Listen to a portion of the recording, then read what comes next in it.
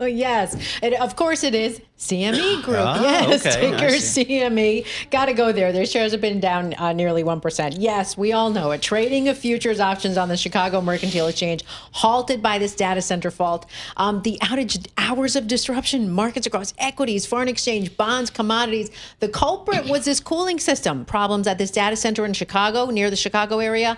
Engineering teams, they restarted several chillers. They used temporary cooling equipment. They did what they can, and things are back up and running. But it's actually not the first time this has happened. Nope. No, there was an outage that was it was similar, but this one was longer. And the last one was back in 2019. But it halted trading, U.S. Treasury futures. You had European and UK bond markets that trade on a different exchange. They weren't affected. But it just wasn't the news that the markets needed, because November has really been this volatile month for equities. We're also keeping an eye on, too, because of that, NYSE, New York Stock Exchange owner Intercontinental Exchange, which is ticker ICE. Their shares were up nearly 1%. NASDAQ ticker NDAQ. Those shares were down about 0.5%. So I want to go there and go to what's really like a stock on the move. It's Tilray Brands. Saw that. Yes, TLRY. Their shares have been down as much as 15%.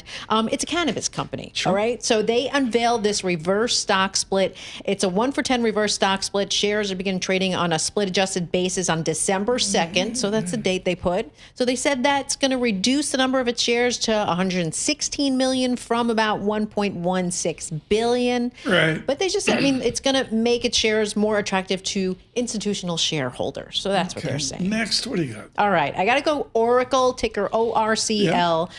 Their shares have been down as much as 2%. This was a story from a few days, but it's still kind of affecting the stock. Morgan Stanley said a gauge of risk on Oracle's debt reached a 3-year high in November. So they're putting out this warning. They say things could only get worse in 2026 unless Oracle is able to kind of calm that investor anxiety about this massive AI spending spree. It's a spending spree they're worried about.